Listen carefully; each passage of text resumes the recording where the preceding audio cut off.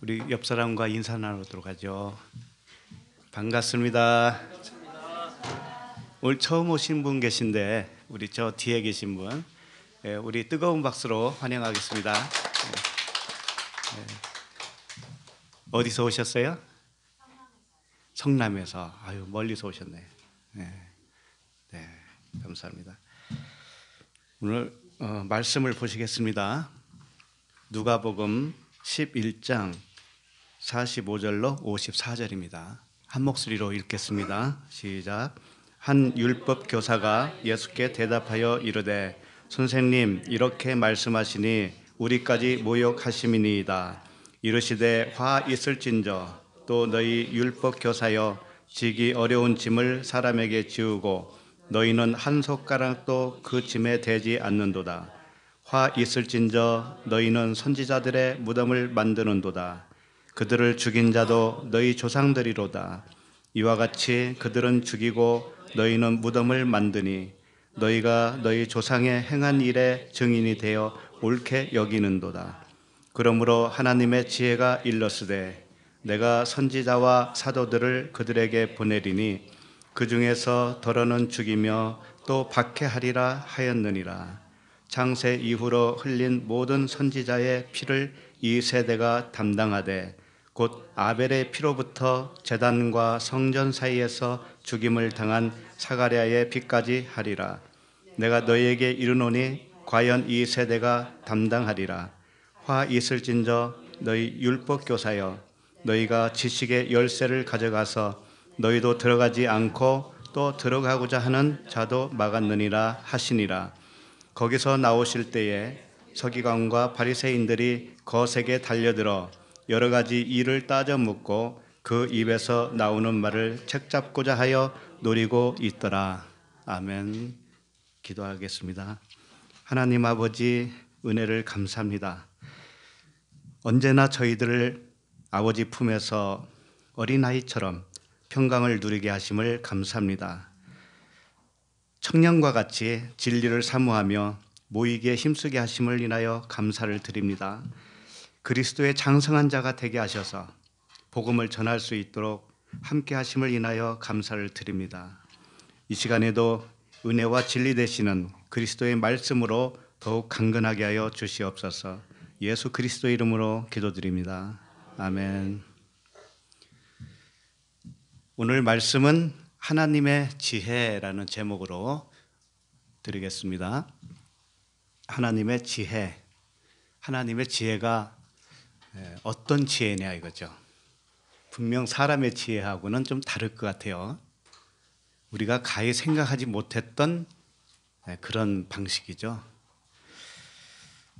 그래서 일단 지금 계속 진행되는 말씀이 지난주에서부터 보면 이 겉과 속에 대한 말씀을 하고 계세요. 겉을 깨끗하게 하는 거, 속을 깨끗하게 하는 거, 이것이 무엇인가를 지난주에 우리가 살펴본 적이 있습니다. 그래서 어리석은 자들아, 겉을 만드신 이가 속도 만들지 아니하셨느냐, 이런 말씀하셨어요. 그리고 겉만 알고 행하면 겉만 깨끗하게 하는 것이죠. 또 속이 무엇인지 알고 그 안에 있는 것으로 구제할 수 있다면 속도 깨끗하고 겉도 깨끗하다, 이런 말씀을 하셨어요. 그래서 중요한 것은 속이 깨끗해야 된다, 이 말씀을 하신 것이죠. 그 오늘 말씀은 무슨 말씀이냐, 이제 율법 교사에게 하는 거예요. 지난주는 바리새인들이요 그랬거든요. 바리새인들에게 했다면 이번 말씀은 율법 교사예요. 바리새인과 율법 교사는 조금 다른 차이가 있어요. 율법 교사를 가르치는 자예요. 가르치는 자. 바리새인은 가르침을 받아서 바리새인이라고 하는 존재가 되었죠. 그런데 율법 교사는 이제 가르치는 겁니다. 가르치는 자로서 이 겉만 깨끗하게 하도록 만들었어요. 잘 가르쳤어요? 잘못 가르쳤어요? 잘못 가르쳤죠. 그것을 책망받는 겁니다. 그래서 그들을 어떻게 표현하냐면 지식의 열쇠를 가져가서 너희도 천국에 들어가지 않고 다른 사람들도 못 들어가도록 너희들이 막아놨다. 이제 이렇게 말씀하시는 거예요. 그리고 무거운 짐을 그들에게 지어주고 너희들은 한 손가락도 그 짐에 대지 않았다. 이렇게 표현을 하고 있어요. 그와 같이 하는 것은 뭐냐? 마치 선지자들을 너희 조상들이 선지자들을 죽였는데 그 선지자들을 너희들은 무덤을 만들고 있는 것 꼴이야. 이렇게 말씀하시는 거예요. 이게 다 비유의 말씀이시죠. 그래서 이 선지자들의 피를 너희 조상들이 흘렸고 너희들은 무덤을 만들고 있는데 이 세대가 그 선지자가 흘린 피를 감당해야 된다. 이런 말씀하셔요. 이런 말씀 들으니까 좀 마음이 어려워지죠. 그 피를 감당해야 된다 그러니까. 피를 감당하는 게 뭘까요? 피값을 치러야 돼. 이런 거 아니에요? 피값을 치러야 돼. 너희 조상들이 선지자들을 죽인 그 피값을 너희들이 받아야 돼. 얼마나 무서워요. 그래서 오늘 무서운 말씀을 보는 거예요. 자, 정말 그 말씀들이 어떤 뜻인가 한 절 한 절을 살펴보도록 하겠습니다. 45절을 한번 읽겠습니다. 한 율법 교사가 예수께 대답하여 이르되 선생님 이렇게 말씀하시니 우리까지 모욕하심이니이다. 44절까지 지난주 살펴봤는데 그 말씀을 가만히 듣고 있던 율법 교사가 이제 한 말씀 아래인 거죠. 뭐라고 하냐면 선생님 그래요. 선생님. 주님이에요? 선생님이에요? 아직은 선생님이에요. 이 사람도. 예수님이 아직 주인이 안 됐어요. 선생님. 이렇게 말씀하시니 우리까지 모욕하심이니이다. 바리새인들을 모욕하는 건 좋은데 우리까지도 모욕을 당하는 거 이거 정말 기분이 안 좋네요. 이런 말이에요 지금. 왜 그럴까요? 왜 이런 말을 먼저 했을까요? 마치 이런 거잖아요. 어느 교회 성도를 너 뭐 그렇게 배웠냐? 넌 복음도 알지 못하는구나. 이렇게 하잖아요. 그럼 성도가 모욕을 받았죠. 그런데 그 옆에서 그 목사님이 들었어요. 그 목사님이 뭐라고 하겠어요? 내가 가르친 성도만 모욕 준 게 아니고 나를 모욕한 거잖아. 이제 이런 말이란 말이에요. 이제 이 말씀이. 그러니까 율법 교사는 율법을 이렇게 가르치는 자예요. 율법에 능한 자. 그런데 바리새인은 그 율법을 배웠을 거 아닙니까? 배워서 바리새인이라고 하는 존재가 됐어요. 근데 사실은 율법 교사가 더 책임이 큰 거죠. 어떻게 보면. 율법 교사는 노미코스라고 합니다. 율법에 능한 자, 가르치는 교사예요. 근데 이것을 서기관과도 같은 차원이에요. 지금 율법 교사요 말씀을 하셨는데 율법 교사라고 이제 등장이 나왔는데 나중에 보면 율법 교사는 안 나오고 바리새인과 서기관 이야기만 나와요. 예수님이 그 집에서 나올 때 바리새인과 서기관이 예수님에게 가서 거세게 항의했다 이런 말씀들이 나오거든요. 그러니까 사실은 율법 교사나 서기관이나 같은 위치에 있는 것이다. 그것을 일부러 이렇게 말씀을 해주시는 거예요. 그러면 이 가르치는 자, 율법 교사는 가르치잖아요. 그러면 어디다 가르칠까요? 율법 교사는 우리들 성도들에게 가르쳤을 거 아닙니까? 그러면 성도들의 어디에 그 말씀이 기록이 돼요? 마음에 기록이 되잖아요. 마음에. 그래서 서기관은 어떤 차원의 사람이냐면 필사를 하는 거예요. 필사. 성경을 기록을 하는 자들이에요. 서기관들은 그런 이 기능을 가지고 있는데 서기관들이 어디에다가 기록을 하냐면 어디에요? 종이다 할 거 아닙니까? 그런데 그것이 곧 우리 마음판에 기록하는 것과도 같다라고 하는 것을 표현해주고 있는 거예요. 그러니까 서기관들은 문자를 우리 마음에 새기죠. 종이에다가 새기죠. 율법교사는 그 문자를 우리 마음에 새겨요. 새겨줘요. 그러니까 서기관과 율법교사가 결국은 같은 것인데 문자를 심고 있다 이거. 문자를 우리 마음판에 새기고 있다 이거죠. 그렇게 해서 만들어진 사람이 누구냐면 바리새인이에요. 바리새인과 서기관이 아니라 사두개인 있죠. 사두개인. 그래서 한 율법 교사가 왜 바리새인을 모욕을 줍니까? 바리새인을 모욕 주는 것은 바로 바리새인을 가르쳤던 우리들을 모욕하는 것과도 같아요. 이렇게 이제 예수님에게 항의를 한 거예요. 자, 그러면 이제 우리 주님이 어떤 반응을 보였는지를 좀 살펴보도록 하겠습니다. 46절을 읽겠습니다.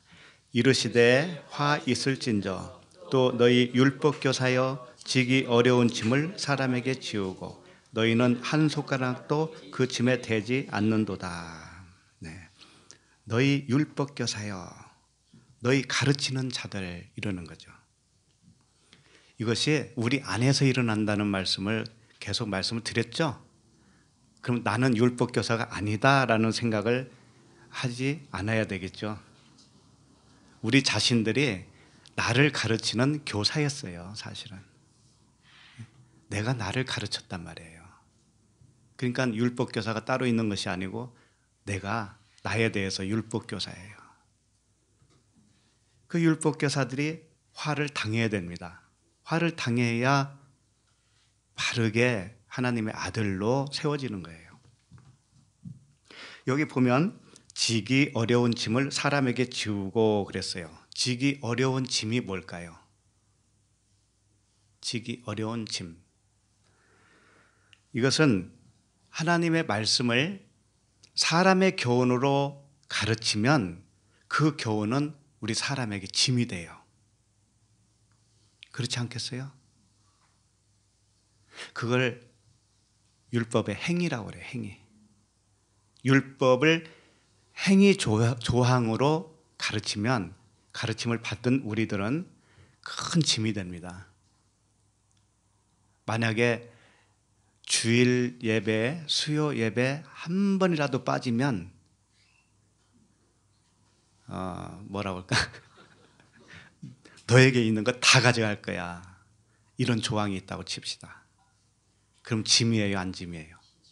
엄청난 짐이잖아요.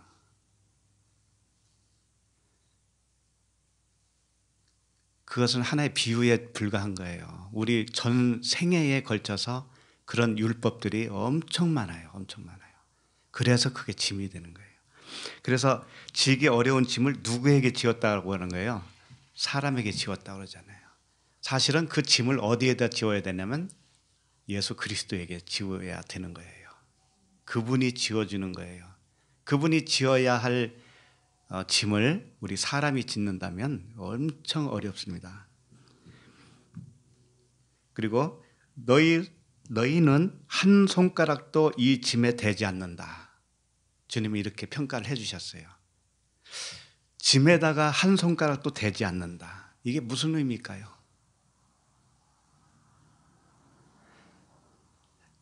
그러니까 하나님의 말씀을 가르쳤는데 잔뜩 짐을 지어줬어요. 사람의 교훈으로 율법의 행위의 조항으로 사람들에게 짐을 지어줬는데 거기다가 손을 대지 않았다 이거예요. 한 손가락도 대지 않았다. 그러면 주님이 지금 어떤 말씀을 하고자 하느냐면 그 짐에서 풀어져야 되지 않느냐, 그 짐을 벗겨줘야 되지 않느냐 이런 의미로 지금 말씀을 하고 계시거든요. 그럼 한 손가락을 대면 짐이 어떻게 된다는 걸까요? 짐이 가벼워진다는 거죠. 그러면 그 한 손가락은 무엇에 해당될까요? 진리죠, 진리. 그 너희들이 사람의 견우로 하나님의 말씀을 오해했는데 그 한 손가락을 댄다고 하는 것은 뭐냐면 그 율법이 진리로 풀어지는 거예요. 은혜와 진리로 풀어지는 걸 말하는 거예요. 풀어지면 어떻게 돼요? 더 이상 법으로 느껴져요? 아니면 자유가 돼요? 자유가 되죠. 그러니까 너희들은 그걸 하지 않고 있다, 이런 말씀을 한 겁니다. 그래서 한 손가락, 이 원어를 보면 헤이스가 하나예요, 하나. 호 닥틸로스 이렇게 되어 있어요. 닥틸로스가 손가락이에요. 그런데 그 닥틸로스, 호가 붙어요. 그 손가락. 그러니까 이걸 직역을 하면은 하나의 그 손가락, 이런 뜻이에요. 하나의 그 손가락. 이게 무슨 의미를 하고 있느냐? 진리 하나를 의미하고 있다 이거야. 진리 하나. 손가락으로 그렇게 하면은 이거 두리뭉실돼요. 그런데 그 한 손가락, 진리 하나. 사람의 손가락은 열 손가락이잖아요. 열 손가락. 이 열 손가락이 십계명이라고 그랬잖아요. 그래서 이걸 이렇게 붙이면 5개가 완성이 되는 거예요. 그걸 손이라고 그럽니다. 그럴 때 손. 그래서 손가락이 손이 돼야 돼요, 사람은. 그런데 그 한 손가락, 그 한 손가락 이렇게 표현할 때는 하나님의 손가락을 의미하는 거예요. 하나님이 뭘 만드실 때 뭘로 만드셨냐면 손가락으로 만들었다고 하는 표현들이 있죠. 시편에도 그렇고 하늘과 땅을 손가락으로. 그리고 모세에게 돌판에다가 십계명을 새겨줄 때도 손가락으로 새겼다고 그래요. 그런 표현들이 있어요. 이게 다 무엇을 의미하느냐? 하나님의 진리의 말씀을 의미하고 있는 거예요.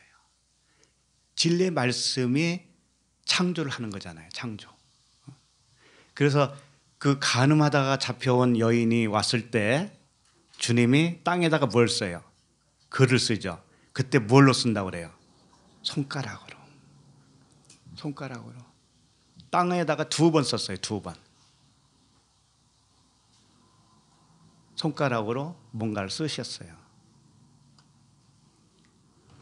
그것이 진리의 말씀을 쓰셨을 거 아니겠어요? 손가락의 땅은 뭐예요? 우리의 마음이 땅이죠. 우리 마음에다가 뭘 썼겠어요? 첫 번째 땅에다가 쓴 그 손가락은 율법을 썼겠죠. 2번째는 은혜와 진리를 쓰셨겠죠. 그렇게 해서 2번을 쓰는 거예요.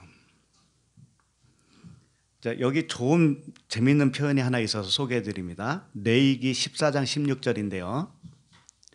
오른쪽 손가락으로 왼쪽 손에 기름을 찍어 그 손가락으로 그것을 여호와 앞에 7번 뿌릴 것이요. 이런 표현이 있어요. 자, 왼손에는 기름을 바르라 이렇게 되어 있어요. 그 앞절에 보면 왼손에 기름을 발라요. 이 기름이 뭘까요? 이 그리스도 진리예요. 하나님의 말씀이신데 일단 왼손에다가 하면은 이건 율법인 거예요. 하나님 말씀은 하나밖에 없어요. 그냥 하나예요. 하나인데 왼손에 있으면 율법이에요. 그것을 오른손 손가락으로 찍으라는 거예요. 오른손 손가락으로 찍어서 그것을 여호와 앞에 7번 뿌려라.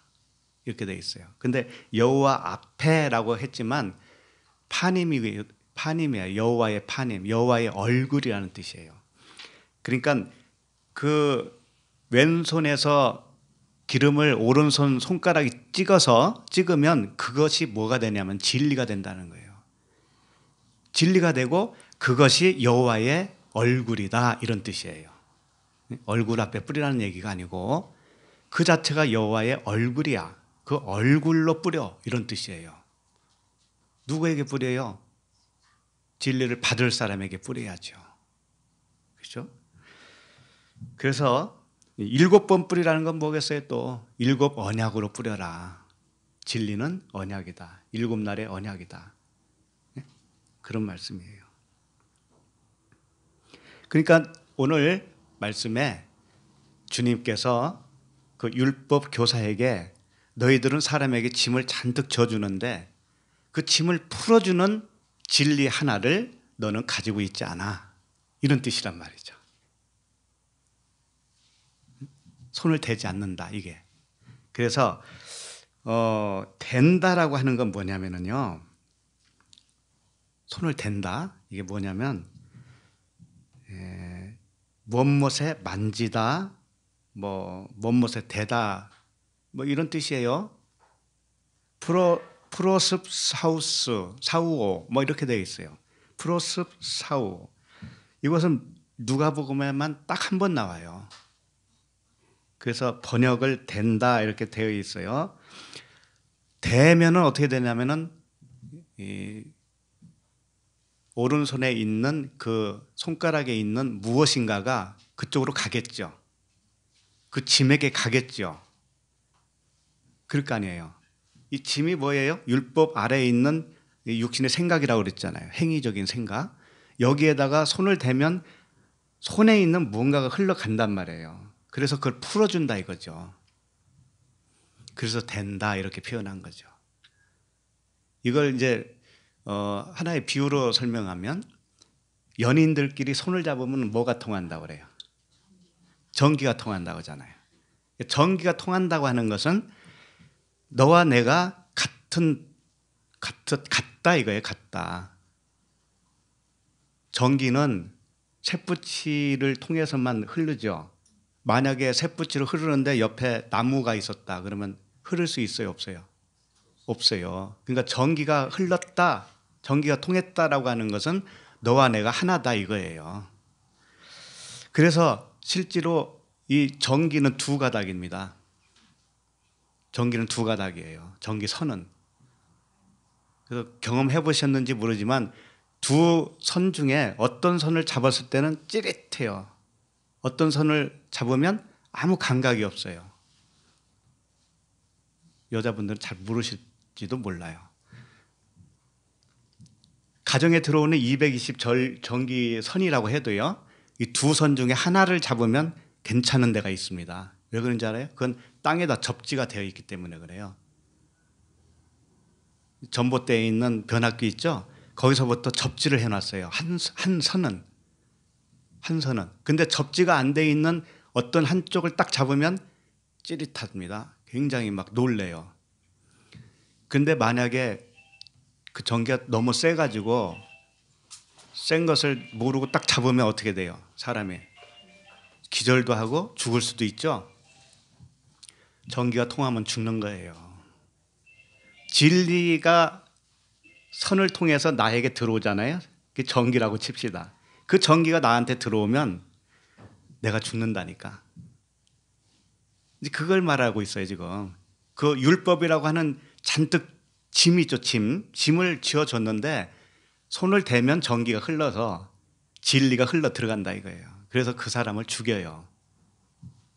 죽이는데 사는 거죠 그게.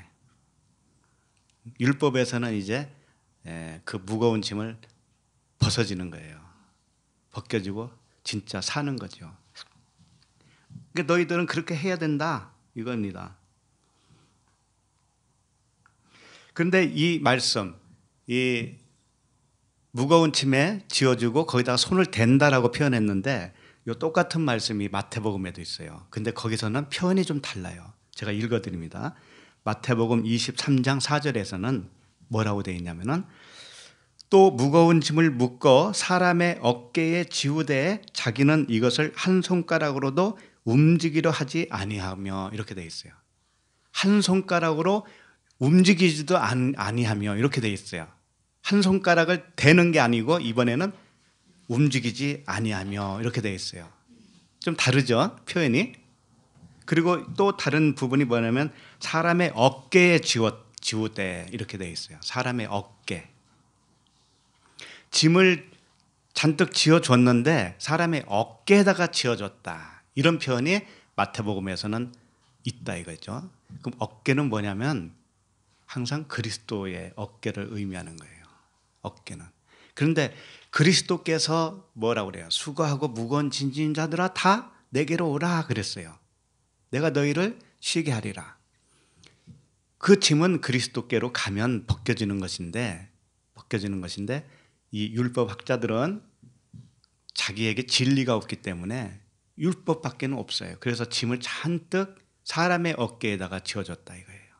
그리고 나서 손을 한 손가락으로도 움직이려 하지 아니하였다. 이게 뭐냐면 움직인다라는 이 단어가 키네오라고 하는 단어인데 이건 뭐냐면 옮겨버린다 이런 뜻이에요. 옮겨버린다. 짐을 여기서 저쪽으로 옮기는 걸 말하고 있어요.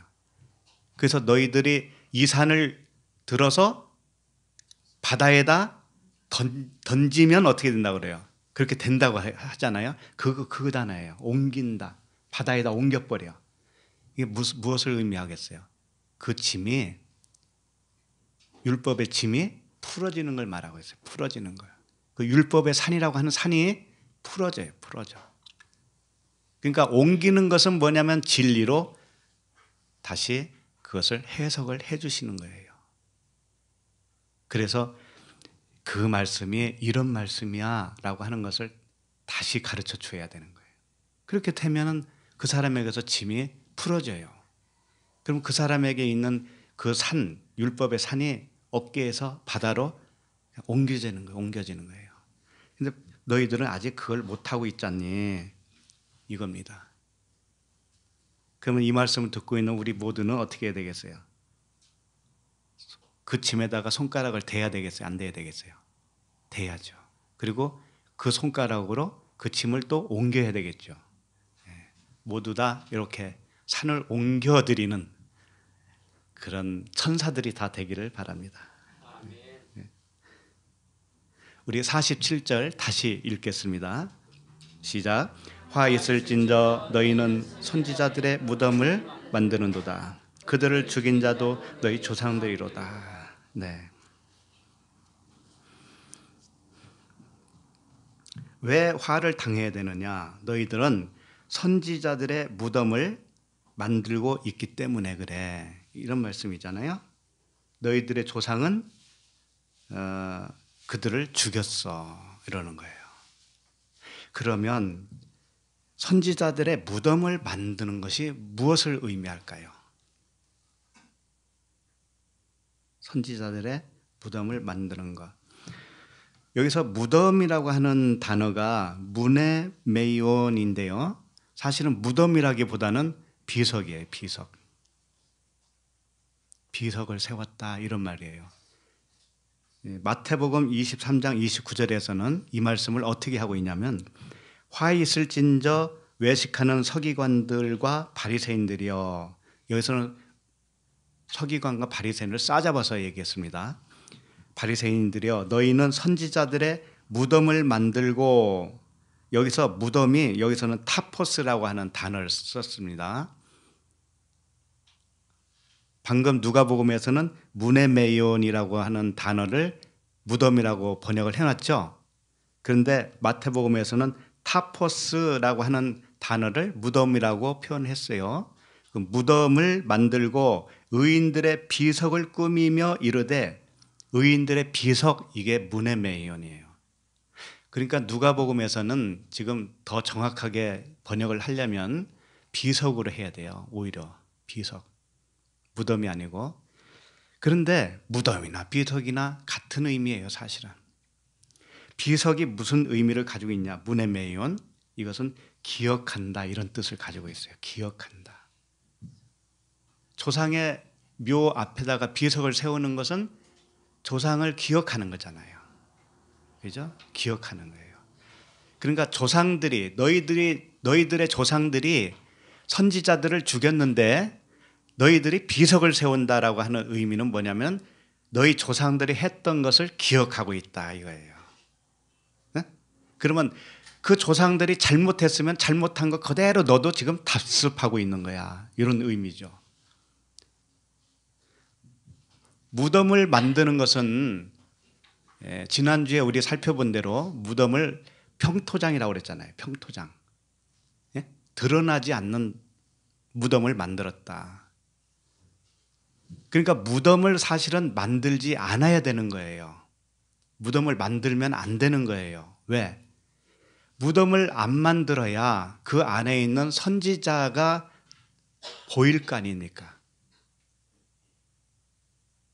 안 그래요? 그 당시 죽은 선지자가 보여야 되잖아요. 보여야. 근데 무덤을 만들면 보여야 안 보여요? 안 보이죠? 이 의미가 뭐냐? 선지자들이 의미하는 어떤 의미가 있어요. 선지자가 가지고 있는 의미. 그것을 너희가 그 의미를 깨달아 알면 선지자를 보는 거지요. 그런데 깨달아 모르면 무엇이 이렇게 포장하고 있는 거예요? 무덤으로 포장하고 있는 거죠. 그러니까 무덤을 만들면 안 되는 것인데 너희들이 지금 선지자의 무덤을 만들고 있어. 이런 뜻이란 말이에요. 그럼 우리에게 적용을 해보세요. 그 선지자가 의미하는 바를 나도 모르잖아요. 그러면 나도 무덤을 만들고 있는 거예요. 비석을 세우고 있는 거라고요. 그거 하지 말라는 거예요.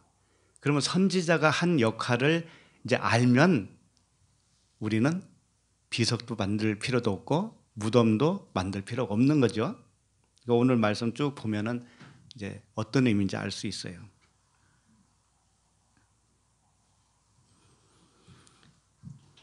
그러면 선지자들을 죽인 조상들 이게 어떤 의미로 말씀을 하셨느냐 이거죠. 너희 조상들이 선지자들을 죽였다 이거예요. 자, 선지자나 또는 사도는 하나님이 보내신 자예요. 그러면 그들에게 무엇가 있다라는 거예요? 하나님의 진리가 들어있다라는 겁니다. 진리의 말씀이 들어있습니다. 그런데 그들이 와서 전했는데 못 알아들으면 어떻게 되냐면 선지자를 죽인 거예요. 그게 못 알아들으면. 알아들으면 어떻게 된 걸까요? 알아들으면 선지자를 죽일 필요 있어요, 없어요? 예. 그러니까 겉으로 표면적으로 봤을 때 선지자가 뭔가를 나에게 강력하게 말씀을 했는데 내가 그걸 거역하고 선지자를 때려 죽였어요. 그러면 선지자가 하는 말을 내가 수용을 했다라는 거예요, 안 했다라는 거예요? 안 한 거죠. 그럼 못 들었다라는 거예요. 그걸 깨닫지 못했다라고 하는 거예요. 그러니까 그것을 죽인 것이다라고 하는 겁니다. 이런 거예요. 우리들도 복음을 누군가에게 전했습니다. 전했는데 그분이 진리의 말씀을 못 알아들어요. 그러면은 그 사람은 진리를 살인한 거예요. 그러면 보냄을 받은 자도 살인을 당한 거라 이거예요. 똑같다라는 거죠. 응? 그런 경험 있어요, 없어요? 있죠. 그러니까 살인을 많이 당하고 있는 겁니다. 근데 내가 살인을 당하기보다는 그 말씀이 살인을 당하고 있는 거예요. 그래서 살인하지 말라 그러죠. 살인하지 말라. 이것은 하나님을 살인하지 말라는 말씀이거든요. 그러니까 복음을, 진리를 깨닫지 못하고 받아들이지 않으면 그 하나님을 살인하고 있는 거예요. 그걸 하지 말아라.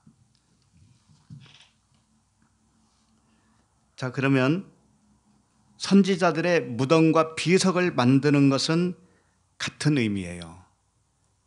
선지자들이 그 복음을 받아들이지 않았어요.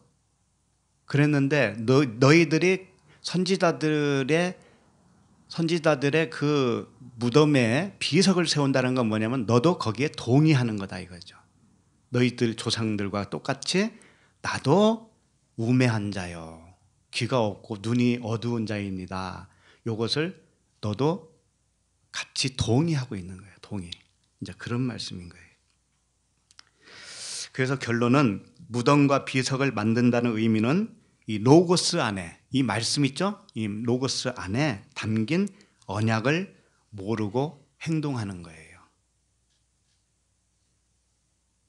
자신을 생각해 보면 알아요.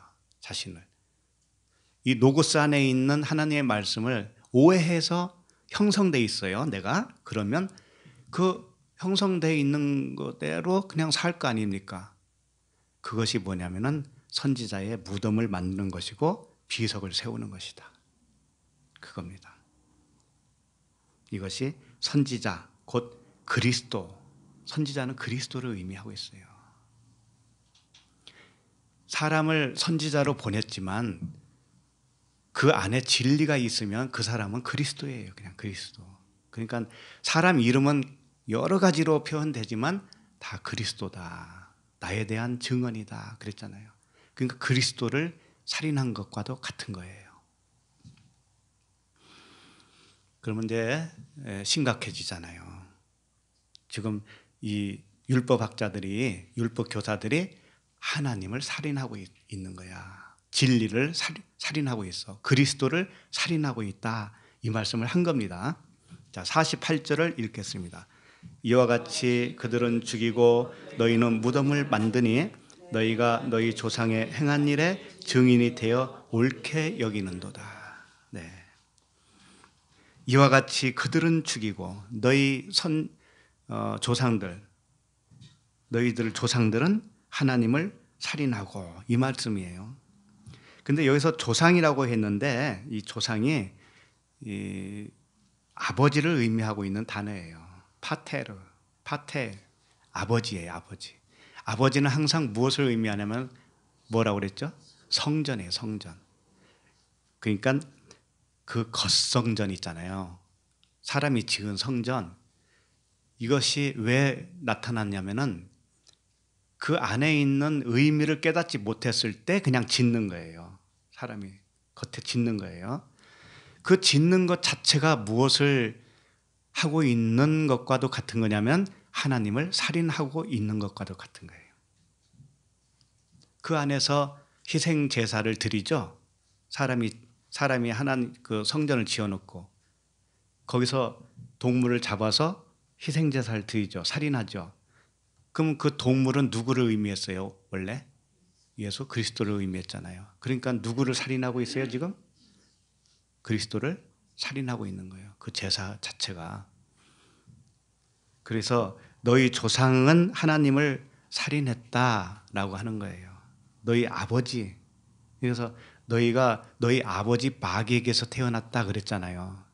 그 아버지는 율법의 성전을 의미하고 있는 거예요. 그것 자체를 세워놓고 우상처럼 섬기고 있는 상태.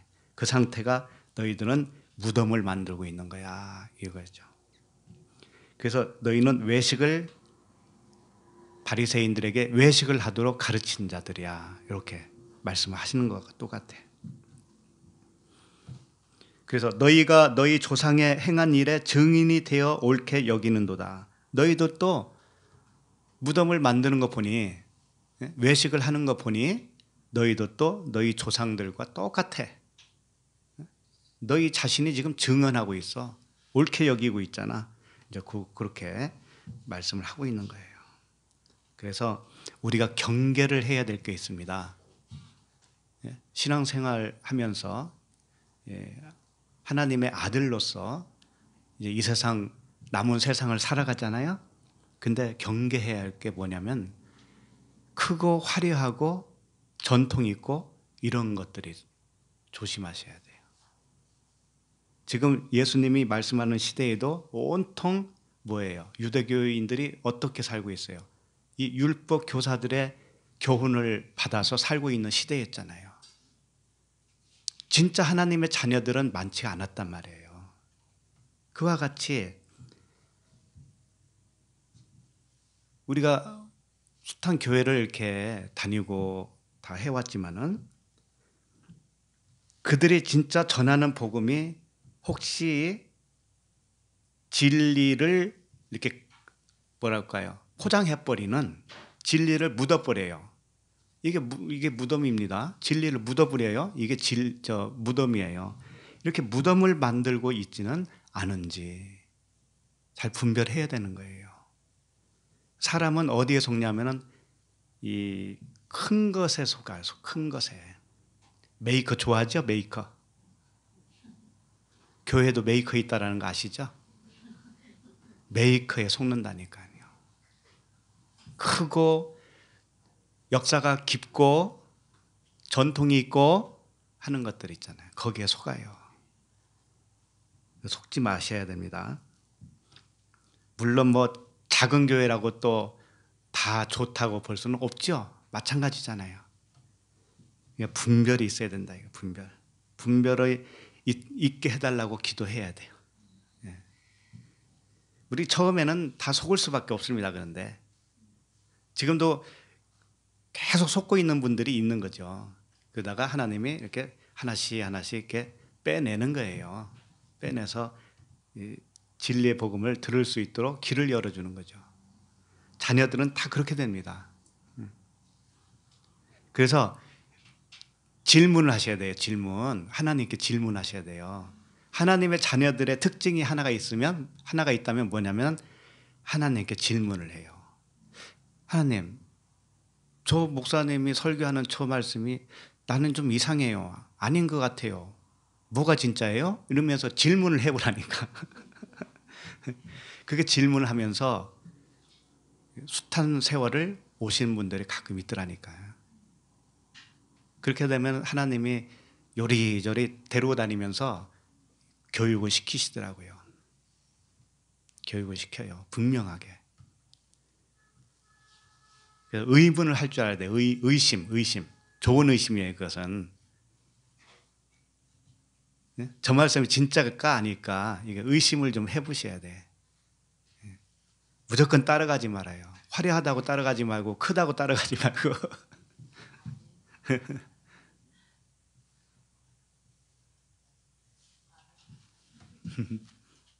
자, 우리 49절을 좀 읽겠습니다. 시작. 그러므로 하나님의 지혜가 일렀으되 내가 선지자와 사도들을 그들에게 보내리니 그 중에서 더러는 죽이며 또 박해하리라 하였느니라. 이제 오늘 말씀의 제목을 하나님의 지혜라고 했잖아요. 바로 이 말씀이에요. 그러므로 하나님의 지혜가 일렀으되 내가 선지자와 사도들을 그들에게 보내리니 그 중에서 더러는 죽이고 또 박해하리라 하였느니라. 하나님의 지혜가 뭐냐면 선지자와 사도들을 보내서 죽게 만든다라는 거예요. 박해를 받게 만든다라는 거예요. 이게 뭐라는 거죠? 하나님의 지혜다. 이해가 갑니까? 어째서 이게 하나님의 지혜야? 선지자가 죽는 건데. 참 하나님 알다가도 몰라요. 이것이 하나님의 지혜라면은 뭐겠어요? 자기 백성을 구원하는 지혜일 거 아닙니까? 그러면 자기 백성을 구원하는 방식일 거 아니에요, 이것이. 그죠? 하나님의 지혜. 그래서 이 말씀이 도대체 무슨 말씀일까?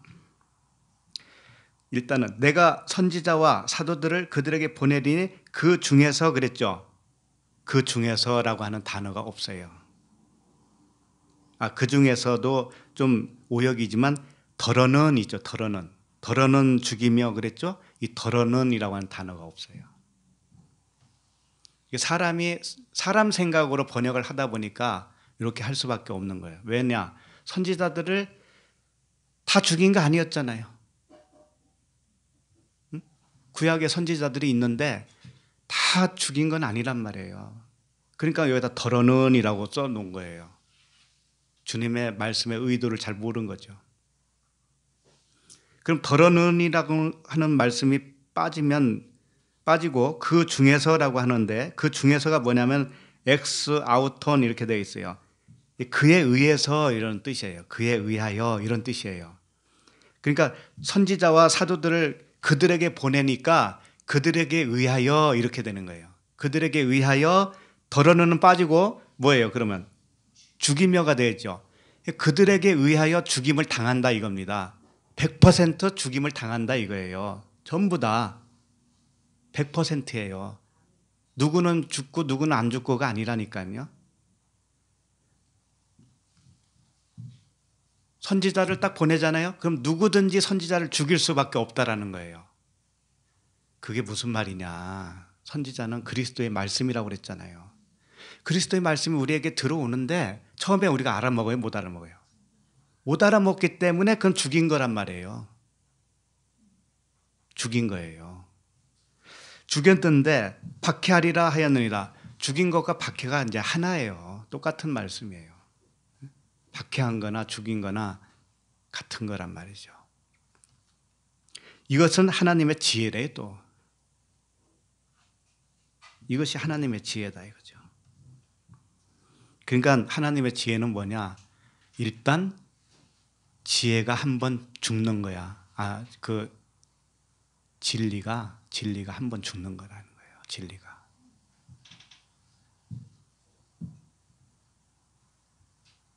이것이 하나님의 그 의도된 지혜다 이겁니다.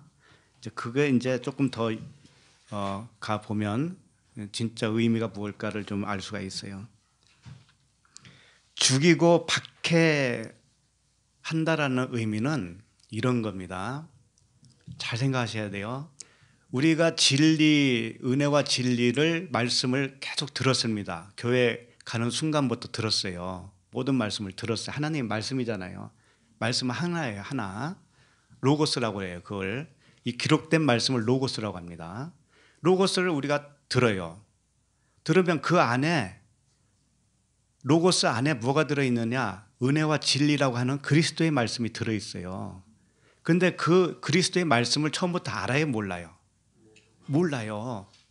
모르고 무엇을 알게 되냐면 겉에 표면으로 내가 인식을 할 수밖에 없어요. 이것을 율법이라고 그러는 겁니다. 그러면 율법을 알게 되었기 때문에 그 사람을 가르쳐 율법 아래에 갇힌 자 이렇게 되는 거예요. 율법 아래에 갇힌 자. 율법 아래에 갇히면 그것이 그 자체가 지옥이에요. 게헨나라고 하는 지옥 있죠? 지옥. 언제 지옥 가나 기다리지 마세요.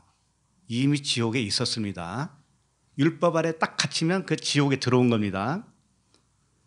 그러면 내가 선지자를 박해한 사람이 되려면, 선지자를 죽인 사람이 되려면 언제 그렇게 되냐면 내가 선지자를 죽였네 라고 깨달았을 때. 깨닫기 이전에는 죽인 것도 아닙니다. 실상은 죽였어요. 실상은 죽이고 있는데 나만 모르고 있는 거잖아요. 그러니까 내가 살인자였구나라는 것을 아는 순간은 언제예요? 진리를 깨달았을 때라니까요. 깨달았을 때. 깨달았을 때 내가 내 자신이 은혜와 진리를 살인하고 있었구나. 이렇게 깨닫게 되는 거예요. 그때 살인자가 되는 겁니다. 살인자가. 그때. 이게 하나님의 지혜라는 거예요. 나를 살인자를 만드는 것이 첫 번째 지혜예요. 우리가 다 살인자였단 말이에요. 그런데 이제는 살인을 안 하게 해줄게 라고 하는 것이 십계명의 언약입니다. 너희들은 다 살인하고 있었거든 원래. 그런데 살인을 안 하게 해줄게. 이것이 십계명의 언약이었다. 이겁니다. 자, 그러면 50절을 한번 읽어보겠습니다. 50절 시작. 창세 이후로 흘린 모든 선지자의 피를 이 세대가 담당하되. 자, 이 말씀을 딱 보았을 때는 창세 이후로 흘린 선지자의 피를 이 세대가 담당한다. 이 세대가 뭐예요? 이 당시로 봤을 때는 예수님이 계신 이 세대라고 생각을 하겠죠? 그러니까 구약에서 선지자들이 순교를 당했는데 그 흘린 피를 너희들이 이제 당할 차례야. 이렇게 들리잖아요, 이 말씀이. 근데 진짜 그런 말씀일까를 좀 살펴보겠습니다. 일단 창세 이후로 이렇게 되어 있죠. 이 창세가 뭐냐면 카타볼레 이렇게 되어 있어요. 세는 뭐냐면 코스모스예요. 자, 이걸 합하면 뭐 어떻게 되냐면 창세는 카타볼레, 그 다음에 세는 코스모스예요. 코스모스가 뭐예요? 세상, 세계 이런 뜻이죠. 그러면 우리가 살고 있는 이 세상을 이야기합니까? 아니면 내 마음이라고 하는 내 세상을 말하는 건가요? 내 마음이죠. 그러면 카타볼레라고 하는 것은 뭐냐? 카타볼레는 그 단어 자체가 무슨 의미를 가지고 있냐면 카타는 뭐냐면 아래로 이런 뜻이에요. 아래로. 볼레는 던지다 이런 뜻이에요. 던지다. 그러면 뭐라는 거예요? 아래로 던진다라는 것이죠. 이게 그러니까 어디다가 던지는 거예요? 아래가 뭐예요? 코스모스라고 그랬잖아요. 마음이라고 하는 세계에, 세상에 뭘 던진다라는 의미잖아요. 창세가 그렇게 되면. 그렇죠? 네, 그겁니다. 창세라고 하는 것은 하나님이 창조를 하는 그 시작점을 의미하기도 하죠. 창세하니까. 그러면 어떻게 생각하면 창세 이후로 했으니까 이 우주 만물이 하나님이 만들고 사람을 만들고 그때부터라고 생각을 하시죠. 그런 의미가 아니라는 거예요. 뭐 창세 전에 우리를 택했다 이런 말씀도 있잖아요. 그러면 이 세상에 사람을 만들기 이전에 하나님이 우리를 택했다라는 뜻이겠구나 이렇게 생각을 했었잖아요. 그게 아니라는 거예요. 그게 아니에요. 그게 뭐냐? 창은 카타볼레인데 아래로 던진다. 뭘 아래로 던져요? 하나님의 말씀을 아래로 던져요. 그럼 이걸 씨 뿌린다라고 하는 거예요. 씨 뿌린다. 밭에 씨 뿌리잖아요. 밭에. 그게 카타볼레예요. 밭에 씨 뿌린다. 그러면 창세 이후니까 어떻게 되냐면 씨 뿌린 이후죠. 그렇잖아요. 씨 뿌린 이후죠. 그러면 내 마음의 땅에 하나님의 말씀이라고 하는 말씀을 씨를 나에게 뿌렸다 이거죠. 뿌리고 나서 그 이후에 이런 뜻입니다. 그러면 창세 전인 어떻게 되는 거예요? 창세 전은. 창세 전에 우리를 택했다라고 했을 때 언제 택했다라는 거예요?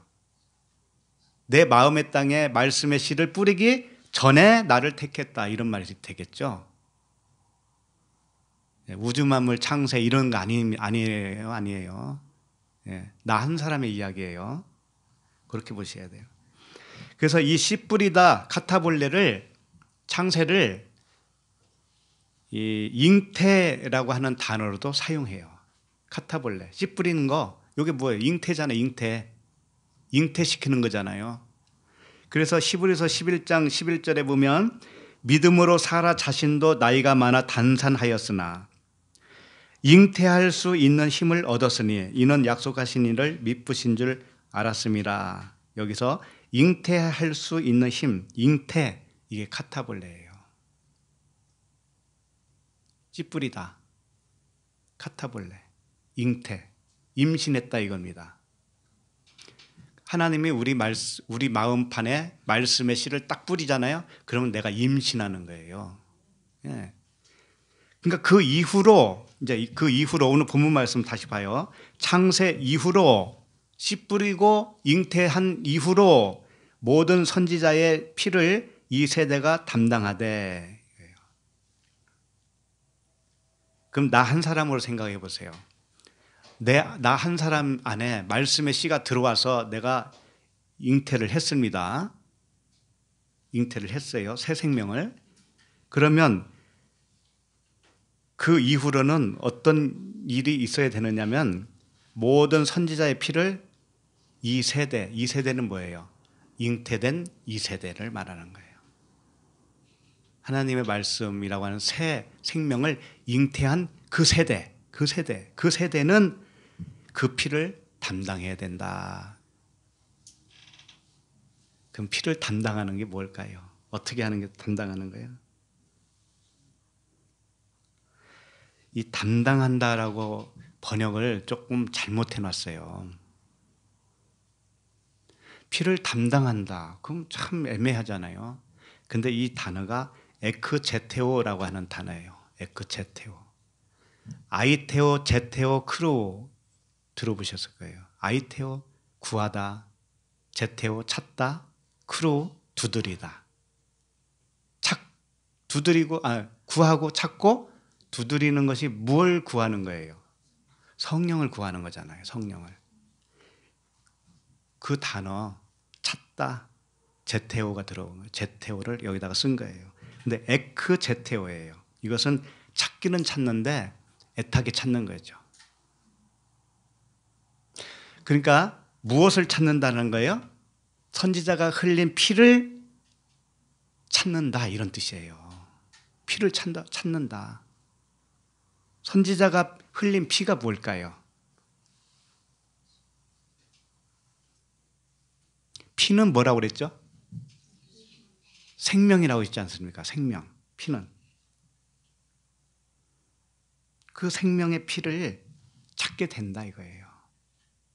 내 마음속에 하나님의 말씀의 씨가 들어와서 정말 새 생명의 생명으로 잉태되면 그 피를 찾게 되어 있다. 선지자가 흘린 피를 찾게 되어 있다. 그런 말씀이에요. 그러니까 이 세대가 뭐냐면 이 세대, 아까 말씀드렸죠? 그 씨가 뿌려진 세대죠? 그게 언제냐면은 우리가 착각을 하면 안 됩니다. 그냥 교회 다니면 하나님의 말씀이 나에게 씨 뿌려졌다 이렇게 생각하면 안 돼요. 그건 아닐 수도 있거든요. 아닐 수도 있어요. 밭이 몇 개가 나오던가요? 밭, 씨 뿌리는 밭이 4개 나오죠? 아닌 밭도 있다라는 거 아셔야 됩니다. 근데 그러면 진짜 나라고 하는 마음 밭에 씨가 뿌려졌다라는 것을 언제 하냐면 진리를 깨달았을 때 그때 아는 거예요. 그 이전에는 씨 뿌려진 게 아닙니다. 그냥 로고스만 뿌려진 거예요. 로고스. 이 표면적인 말씀만. 이것은 진짜 씨가 아니라니까요. 왜? 이 로고스는 생명을 잉태할 수 있는 말씀이 아니에요. 이 안에 있는 진리를 아는 것이 비로소 씨예요.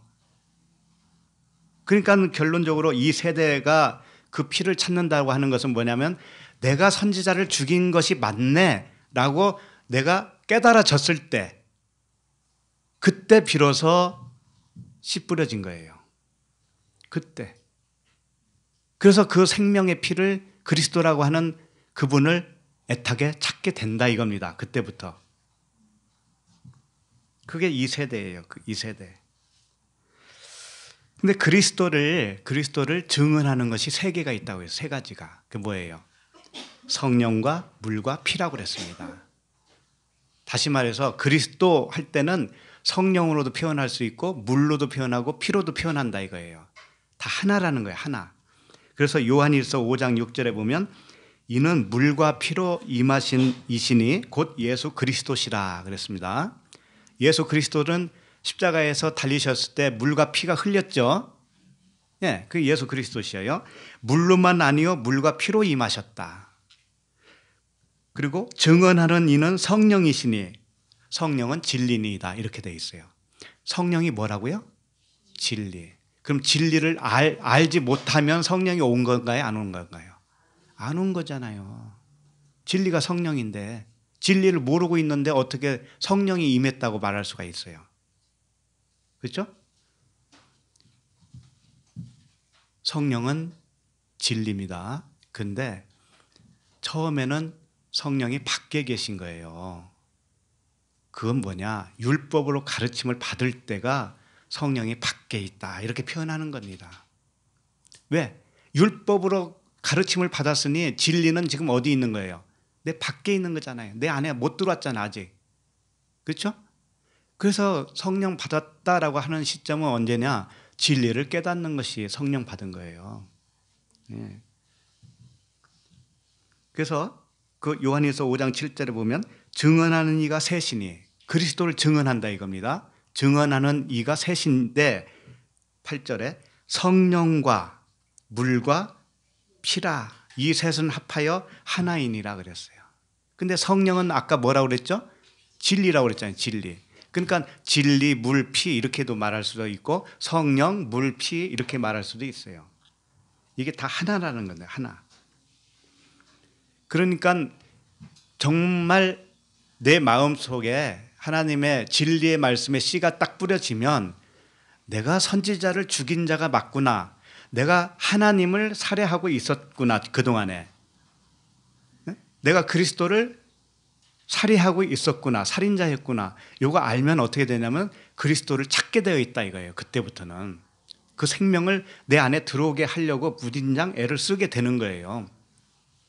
그렇게 하고 있는가 자신을 보라 이거죠.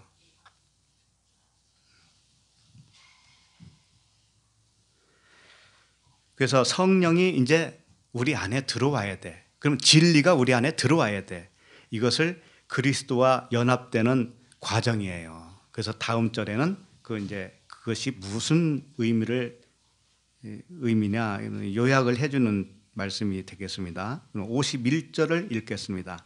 곧 아벨의 피로부터 제단과 성전 사이에서 죽임을 당한 사가랴의 피까지 하리라.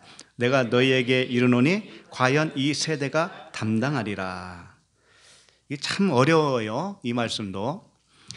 아벨의 피로부터 제단과 성전 사이에서 죽임을 당한 사가랴의 피까지, 그 피를 너희들이 찾게 되겠다. 이 말씀이에요. 이것 또한 비유의 말씀이에요. 그래서 쉽지가 않은 겁니다. 자, 일단 아벨의 피. 아벨은 무엇을 의미하냐? 헤벨이에요. 아벨이 헤벨입니다. 헤벨이 뭐예요? 텅 비었다, 공허하다, 헛되다 이런 뜻입니다. 그래서 전도서 1장 2절에 그 유명한 말씀이 있죠. 전도자가 이르되 헛되고 헛되며 헛되고 헛되니 모든 것이 헛되도다. 이 헛되도다가 이게 헤벨이에요. 헤벨 이런 거예요. 나 헛된 거다. 나 공허한 거다. 내 속에는 생명이 없다. 이걸 5번을 얘기한 거예요. 5번. 율법이다 이겁니다. 율법 속에는 율법으로 알면은 그게 생명이 없다라는 거예요. 네? 그래서 문자로 알고 있는 사람은 생명이 없다라는 겁니다. 그래서 헤벨이에요. 헤벨. 그런데 일단 헤벨이 되려면 내가 헤벨이 맞네 깨달았을 때 드디어 헤벨이 된 거예요. 깨달았을 때. 깨닫지 않으면 헤벨이 아니에요. 그러니까 아벨의 피라고 하는 것은 뭐냐면은 내가 텅 비어 있는 비진리였구나. 생명이 없었구나. 요걸 아는 것이 아벨이 피를 흘린 거예요. 그래서 이걸 물세례라고 합니다. 물세례. 한번 죽는 거죠. 진리에 의해서 내가 땅이구나. 내가 티끌이구나. 내 속에는 생명이 그동안 없었네. 이걸 알아먹었죠. 요게 뭐냐면은 아벨이 흘린 피예요. 아벨이 한번 죽는 겁니다. 그걸 물세례. 그럼 사가랴가 죽는 건 뭐냐? 사가랴의 뜻은 여호와께서 기억하신다 이런 뜻이에요. 기억한다. 사가랴냐 스가랴냐 똑같아요. 사가랴는 헬라어, 스가랴는 히브리어. 이렇게 해서 여호와께서 기억하신다 이거예요. 그럼 사가랴가 죽는 것은 뭐냐면 주님이 아들로 기억한다는 의미예요. 그래서 지금 이 표현이 어떻게 되어 있냐면 잘 보세요. 곧 아벨의 피로부터 제단과 성전 사이에서 죽임을 당했다 이렇게 되어 있죠. 제단과 성전 사이에서 죽임을 당했다. 아벨이 어디서 죽임을 당했어요? 가인한테 죽었잖아요. 들에서 죽었잖아요. 들. 그럼 그게 제단이라는 거예요. 제단이라는 겁니다. 그러면 사가랴는 어디서 당했느냐? 성전 사이에서 당했는데 사가랴가 죽으면 뭐가 되는가 하면 성전이 된다 이런 뜻이에요. 그러니까 아벨과 사가랴는 하나예요. 하나인데 아벨로 죽고 사가랴로 다시 살아난다고 하는 의미를 여기서 가르쳐주고 있어요. 사가랴의 죽음은 2번째 죽음이 돼요. 불세례. 그래서 이 첫째 사망, 둘째 사망 이런 말씀이 있잖아요. 첫 번째 사망이 뭐예요? 물세례로 죽는 거예요. 아벨의 죽음이에요. 그 다음에 2번째 사망은 불세례로 죽는 거예요. 사가랴의 죽음이에요. 근데 불세례는 둘째 사망에 해가 있어요, 없어요? 없어요. 예. 그게 불세례인 거예요. 그 사가랴를 의미하는 겁니다.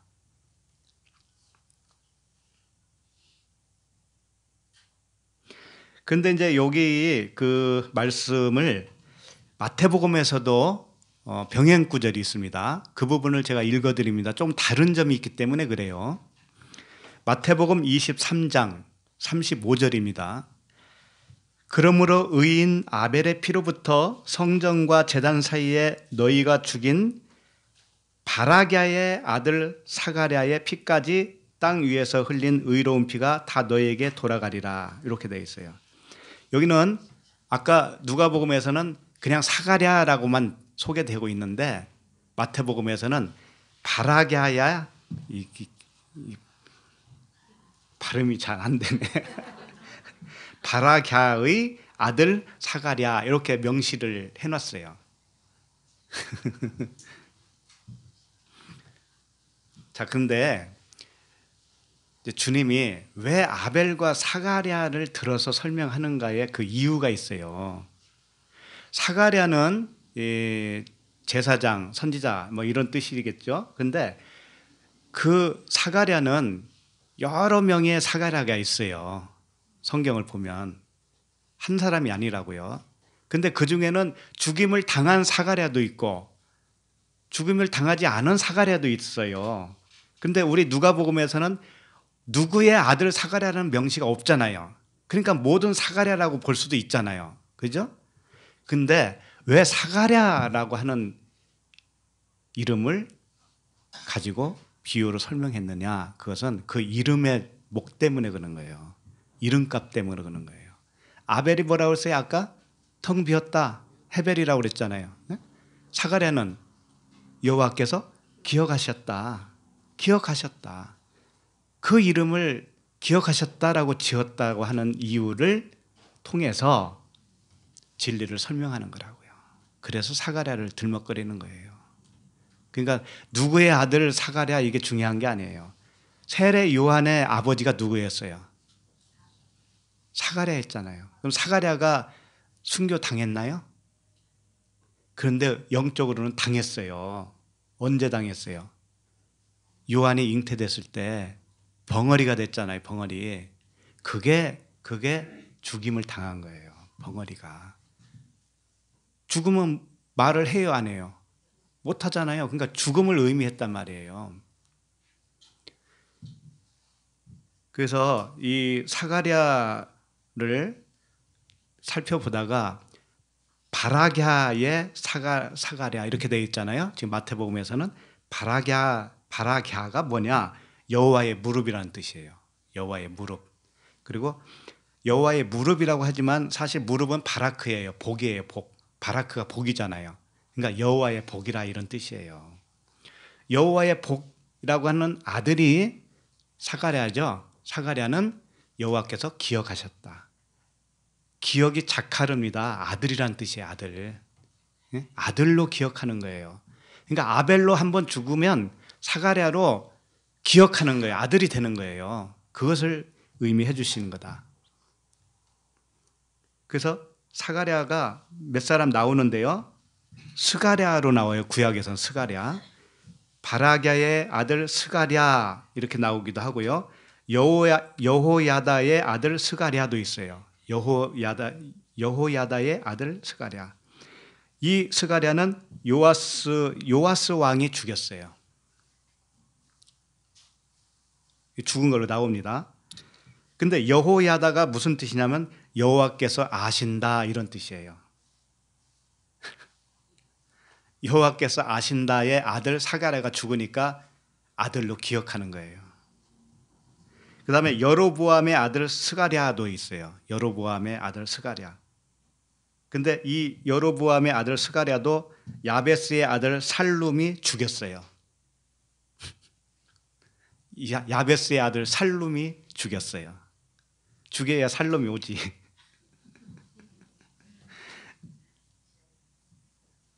그러니까 죽고 사는 이야기밖에 없어요. 성경은. 다 죽어야 되는 거예요. 그 다음에 세례 요한의 아버지 스가랴가 있죠. 이 스가랴는 아까 말씀드린 대로 벙어리가 돼서 그 죽은 거예요. 영적으로 죽은 거예요. 이렇게 해서 아벨부터 스가랴까지 그 제단과 성전 사이에서 죽었다. 그들이 피를 흘렸다라고 하는 것은 아까도 말씀드렸지만 물세례로 한번 죽고 불세례로 죽어야 아들이 되는 거야. 이게 하나님의 지혜다 이겁니다. 이게 하나님의 지혜예요. 그래서 마태복음 10장 39절에는 그 유명한 말씀이 있어요. 자기 목숨을 얻는 자는 잃을 것이요 나를 위하여 자기 목숨을 잃는 자는 얻으리라. 요거예요. 제단에서 한 번 죽고 내가 번제물로 죽고 성소에서 한 번 죽는 것은 불세례예요. 그건 해가 없어요. 전도서 11장 1절에도 너는 내 떡을 물 위에 던져라. 떡을 물 위에 던지래. 던지면 여러 날 후에 도로 찾는다는 거예요. 이게 죽고 사는 이야기예요. 나를 던지면 여러 날 후에 산다, 다시 산다. 이런 말씀이 있습니다. 이렇게 해서 구원하는 방식이 하나님의 지혜다. 이것을 설명하고 있습니다. 그래서 이 진리를 모르면 바리새인과 율법 교사로 남는 거예요. 이 진리를 알면 그 실상을 우리에게 이제 가르쳐 주잖아요, 하나님이. 그래서 그 진리 안으로 들어오게 하시면 우리 자신이 기억되는 아들이 되는 거죠. 이미 그렇게 다 됐잖아요. 이것을 하나님의 지혜, 하나님의 사랑을 이제 전하면 되는 거예요. 전하면. 자, 52절을 읽겠습니다. 시작.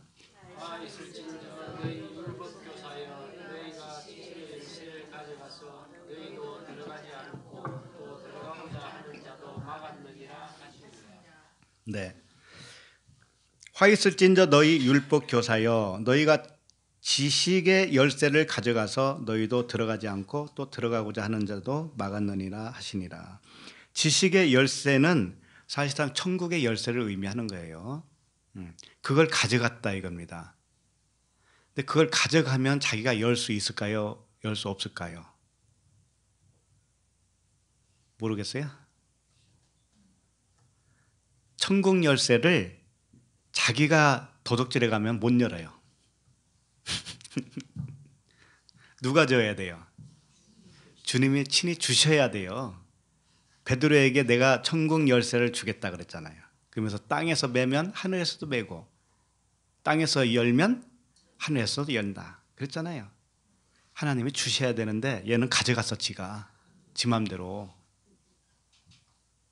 그러니까 자기도 못 열고 다른 사람도 열어주지 못해요. 그러니까 지도 못 들어가고 남도 못 들어가는 거예요. 이런 사람 많잖아요. 그래서 마태복음에서는 이 병행 구절을 마태복음에서는 뭐라고 하셨냐면 마태복음 23장 13절에는 이렇게 말씀하고 있어요. 화 있을진저 외식하는 서기관들과 바리새인들이요. 자, 여기서 외식하는 서기관과 바리새인이라고 했어요. 그러니까 이 천국에 못 들어가게 하고 있는 것 있죠. 이게 뭐냐면 외식이라는 거예요. 외식. 너희는 천국문을 여기서는 천국문이라고 되어 있어요. 천국문을 사람들 앞에서 닫고 이렇게 되어 있어요. 여기 열쇠 얘기는 없는데 천국문을 닫았대요. 닫고 너희도 들어가지 않고 들어가려 하는 자도 들어가지 못하게 하는도다 이렇게 되어 있어요. 그러니까 오늘 말씀과 이렇게 비교를 해보면은 그 말씀이 무슨 말씀인지 알죠. 열쇠를 가져갔는데 천국문을 못 열고 있는 거예요. 자기도 못 들어가고 남도 못 들어가는 거예요. 열쇠는 가져가서 여는 게 아니다. 그래서 요한계시록 잘 아는 3장 7절에는 이런 말씀이 있어요. 빌라델피아 교회의 사자에게 편지하기를 거룩하고 진실하사 다윗의 열쇠를 가지시니 곧 열면 닫을 사람이 없고 닫으면 열 사람이 없는 그이가 가라사대. 열면 닫을 사람이 없고 닫으면 열 사람이 없어요. 이 다윗의 열쇠를 가지신이라고 표현을 하고 있어요. 다윗의 열쇠라고 하는 것은 다윗 궁전을 열 수 있는 열쇠는 다윗 혼자만 가지고 있다는 뜻이에요. 그와 같이 천국이라고 하는 열쇠는 그리스도만 가지고 있다. 이런 거예요. 그런데 그걸 자기가 도둑질 해가면은 그건 열쇠가 제대로 작동하는 열쇠가 아니다. 비밀번호가 틀리다. 이거죠. 그리스도께서만 그 비밀을 알고 있다. 이거예요. 그러니까 그리스도께서 나에게 들어오도록 나는 부전히 찾는 거잖아요. 그 피를 찾는다.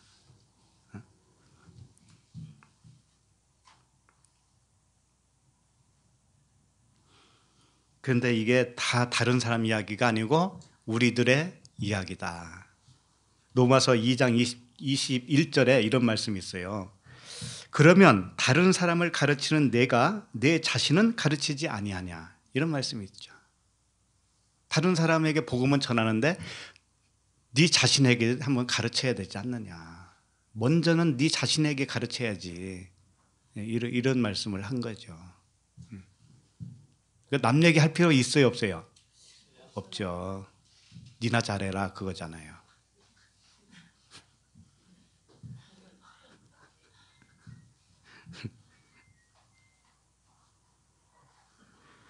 그래서 마태복음 23장 10절에서는 이런 말씀을 하고 있어요. 9절부터 보면 땅에 있는 자를 아버지라 하지 말라. 땅에 있는 자가 누굴까요?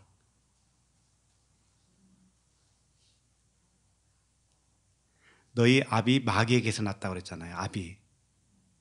그 누구예요? 율법이잖아요. 율법. 땅에 있는 아비는 율법이에요. 땅에 있는 자를 아버지라고 하지 말아라. 우리 옛날에 기도할 때 하나님 아버지 했어요, 안 했어요? 근데 그때 진리를 알았어요, 몰랐어요? 몰랐잖아요. 그 아버지는 진짜 아버지 아니야. 그러는 거예요. 교회 이사 가면 따라 이사 가기도 하고 열정적으로 했는데 그 아버지가 가짜였네, 가짜였어. 너희의 아버지는 한 분이시니 곧 하늘에 계신 이시니라 그랬어요. 하늘에 계셨다라는 건 뭐냐면은 그 율법 안에 은혜와 진리의 언약, 그 말씀이 너의 아버지야. 그런 뜻이에요. 항상 아버지는 성전이지만 말씀이에요, 말씀. 그리고 10절에는 뭐라고 하냐면 또한 지도자라 칭함을 받지 말라. 너희의 지도자는 한 분이시니 곧 그리스도시니라. 이렇게 되어 있어요. 우리는 지도자가 없는 거예요. 참된 지도자는 말씀이에요, 말씀. 그러니까 오늘 그 율법 교사가 처음에 와가지고 뭐냐면 우리까지 모욕하시나이까 그랬잖아요. 모욕을 당해야 됩니다. 그런데 사람한테 모욕당할 필요는 없어요. 말씀한테 모욕당하면 돼요. 예, 말씀한테. 자, 53절을 읽겠습니다.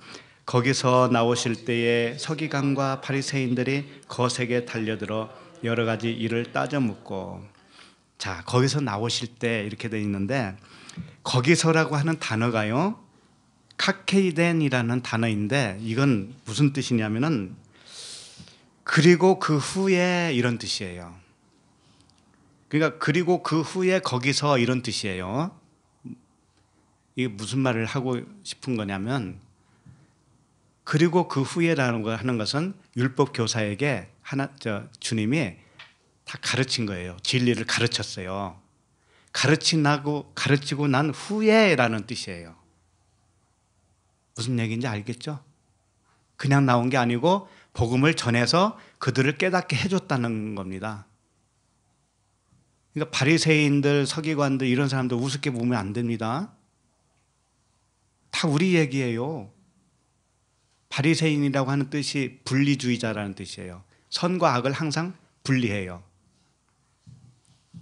그게 우리들이었어요. 근데 그들에게 복음이 들어가면 이제 더 이상 바리새인이 아니에요. 그러니까 지금 이 사람들도 주님의 말씀을 다 들었으니 어떻게 되겠어요, 이제는? 진리를 알까요, 모를까요?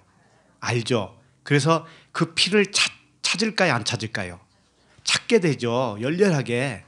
그래서 지금부터는 이 말씀이 단순히 율법학자 그 바리새인들이 예수님에 대해서 적대감을 가지고 달려들고 항의하고 하는 모습처럼 보이는데 그게 아니라는 거예요. 속으면 안 돼요.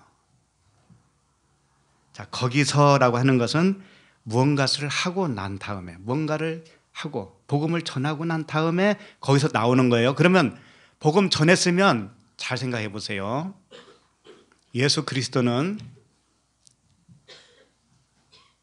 은혜와 진리죠. 예수와 그리스도죠. 그러면 그들에게 복음을 전해서 진리가 그들 안으로 들어갔다고 하면은 그리스도는 어디에 계신 거예요? 그들 안에 있죠. 그러면 나오는 분은 누구예요? 율법이 나오는 거죠. 진리가 들어갔으니 율법이 나오죠. 그 얘기예요, 이게. 이제 예수가 나온다 이거예요. 그리스도로 남겨놓고 예수는 나오는 거예요. 나올 때 어떻게 했느냐면은 서기관과 바리새인들이 거세게 달려들어 이렇게 표현하고 있잖아요. 거세게 달려들었다. 이게 무슨 뜻일까요? 데이노스라고 하는 단어인데 몹시 두렵다 이런 뜻입니다. 몹시 두려워서 예수께 왔다 이거예요. 예수께 뭔가를 질문을 하는 거예요. 그러니까 진리의 복음을 듣고 보니 내가 그동안에 헛살았구나 이렇게 될 거 아닙니까? 그러면 그게 두렵다라는 거예요. 그것이. 이제 안식에 들어갈 기간이 남아있으니 두렵잖아요. 빨리 그렇게 되고 싶고 두렵죠. 그 말씀을 한 거예요. 여기서 두렵다. 그 다음에 달려들어라고 하는 단어도 에네코예요. 에네코. 이게 뭐냐면 달려들었다고 표현을 해놨는데 붙잡히다 이런 뜻입니다. 다시 말하면 걸려들었다, 얽매이다 이런 뜻이에요. 그러니까 예수님이 복음을 전하니까 거기에 율법학자들이 걸려들었다 이거예요. 걸려들었어요. 거기에 이제 얽혔어. 이제 빠져나갈 수가 없어. 그 말씀을 여기서 표현한 거예요. 달려들어 이렇게 했지만 이제 얽혔다 너. 빼도 박지도 못해. 그런 말이에요. 그러니까 진리를 모르는 두려움에 걸려들었어 이런 뜻이에요. 이제 진리를 캐내고 싶은 거예요. 이제 그때부터는 진리의 그 피를 찾는 거예요. 피를 그 과정을 지금 설명하고 있는 거예요. 그다음에 여러 가지 이렇게 돼 있죠. 그렇죠? 여러 가지 이렇게 돼 있죠. 이 플레이온이라고 하는 단어인데 이게 여러 가지가 아니에요. 전혀 아니에요. 그런 말씀이 아니에요. 이게 여러 가지 일을 따져 묻고 이렇게 돼 있는데 여러 가지는 뭐냐? 더 우수한 것 이런 뜻이에요.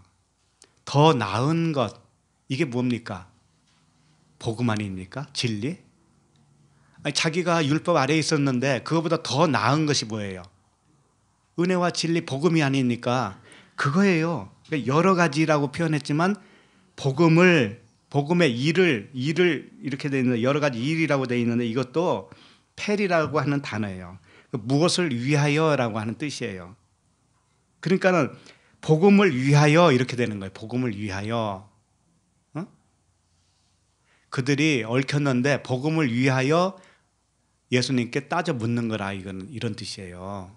복음을 위하여 따져 묻고 이것도 아포스토마티조 이렇게 돼 있는데 따져 묻는다 이건 막 꼬치꼬치 묻을 뭐 캐낸다 이런 의미가 아니고 그 복음을 알려고 진짜 그 의미가 뭔지를 알려고 길을 쓰고 듣는 거예요. 질문을 하는 거예요. 길을 쓰고 따져 묻고 이렇게 되어 있는 거죠. 그러니까 문자 안에 함유된 그 은혜와 진리의 복음을 묻는 태도를 여기서 이렇게 딱 설명을 해 놓은 거예요. 우리가 생각했던 거하고 좀 다르죠. 네, 그거예요. 그러니까 우리들에게서 일어나는 현상과 똑같습니다. 우리가 복음을 처음에 딱 들으면 그때부터 더 알고 싶어지죠.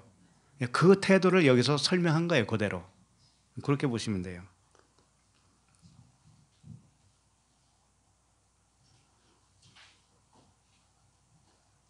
근데 여기서 서기관과 바리새인들이 거세게 달려들어 뭐 이렇게 표현했잖아요. 아까 율법 교사한테 주님이 쭉 말씀을 했잖아요. 근데 여기서 갑자기 서기관이 튀어나왔잖아요. 그러니까 율법 교사나 서기관이나 같다라는 거죠. 예, 그런 의미로 이미 말씀드렸어요. 자, 그럼 54절을 읽겠습니다. 시작. 그 입에서 나오는 말을 책 잡고자 하여 노리고 있더라. 이것도 보면 예수님의 입에서 어떤 말이 나오나 책 잡으려고, 꼬투리를 잡으려고 막 이렇게 노리고 있다, 이렇게 생각을 하잖아요. 이걸 좀 진리 차원으로 좀 바꿔보시라고요. 자, 그 입에서 예수 그리스도의 입에서 나오는 이라고 했는데, 나오는 말이라고 그랬는데, 이 말이라고 하는 것이 아니고 그냥 어떤 것이라고 하는 티스예요. 티스. 그러니까 그 입에서 무엇가 나오나 보는 거라는 뜻이에요. 뭐가 나오나. 뭐가 나오나. 책 잡고자 그랬는데 이것은 사냥하듯이 붙잡는 걸 말하고 있어요. 사냥할 때 집요하게 쫓아가잖아요. 그와 같이 그 말씀을, 의미를 깨달으려고 주시를 하고 있는 걸 의미하고 있다고요. 예수 그리스도께서 말씀을 하셨는데 비유로 말씀하시잖아요. 비유로. 그 속에 있는, 비유 속에 있는 진짜 의미를 알아내려고 막 동물을 사냥하듯이 그런 태도를 취하고 있다, 이겁니다. 노리고 있더라 이것도 그냥 예수님이 정말 어떤 말을 하나, 책 잡을 말을 하나 해가지고 그걸 꼬투리를 잡아서 재판석에다 넘겨야지, 이런 의미가 아니에요.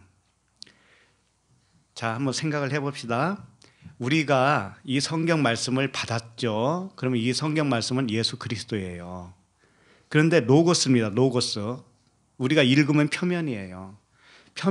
표면인데 그 표면 안에 의미가 있습니다. 그것이 곧 그리스도의 말씀이에요. 그러니까 그 말씀이 어떻게 나오나 보는 거예요. 그 태도를 지금 여기서 계속 설명을 한 거예요. 그렇게 되면 겉표면이 죽어요, 안 죽어요? 죽죠. 그러니까 예수가 죽는 거예요, 그것이. 근데 주님이 그렇게 하기를 원하시는 거예요. 그럼 예수 껍데기가 죽어야 알맹이, 그 안에 있는 그리스도를 생명으로 취할 수 있기 때문에 그래요. 그 생명을 주시기 위해서 그런 겁니다. 자신을 죽여서 생명을 주시는 거예요. 그게 하나님의 지혜다. 그렇게 하는 것이 하나님의 지혜다 라고 하는 겁니다. 왜냐하면 하나님의 자녀들만 말씀을 받아야 되기 때문에 그래요. 하나님의 자녀들만. 자녀들 아닌 사람은 이게 무슨 말인지 알아먹을 수 있어요, 없어요?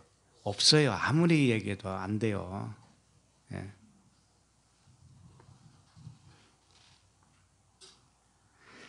결론으로 말하면 바리새인과 율법 교사를 물과 성령으로 거듭나게 하는 말씀이 오늘 말씀이었어요. 네. 처음엔 율법 안에 갇혀서 하나님을 살인을 했어요. 선지자를 살인했다고 하는 것을 그렇게 표현한 겁니다.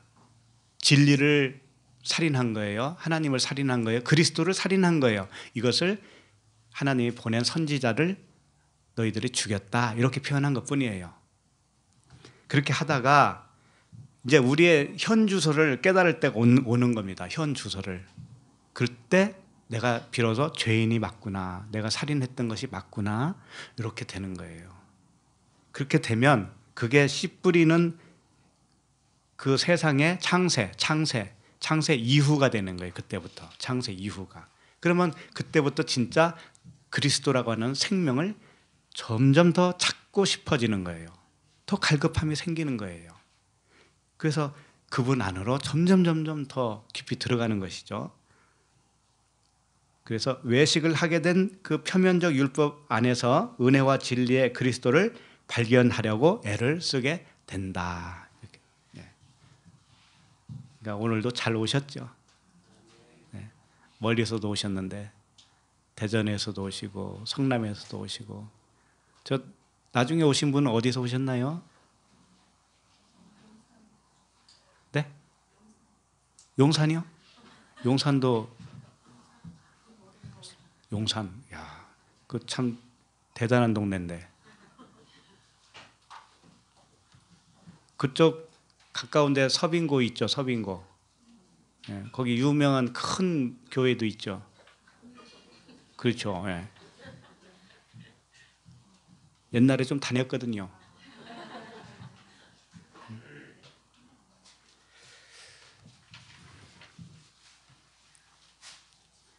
큰 거에 현혹되지 마십시오. 기도하겠습니다. 하나님 아버지, 은혜를 감사합니다. 이 시간에도 변함없는 진리의 말씀으로 그리스도의 음성을 들려주시니 감사합니다. 눈이 멀고 귀가 어두워서 듣지 못했던 하늘 아버지의 말씀을 듣게 하시니 감사합니다. 바리새인과 같이 외식하던 저희들에게 참 진리를 깨닫게 하심을 인하여 감사를 드립니다. 율법 교사 서기관 같이 복음을 율법으로 가르쳐 왔던 저희들에게 은혜와 진리의 말씀으로 새롭게 세워주시니 감사합니다. 이제 듣고 배우고 가르칠 때에 천국의 서기관 같이 옛것과 새것을 꺼내어 줄 수 있는 우리 모두가 되게 하여 주시옵소서. 예수 그리스도 이름으로 기도드립니다. 아멘.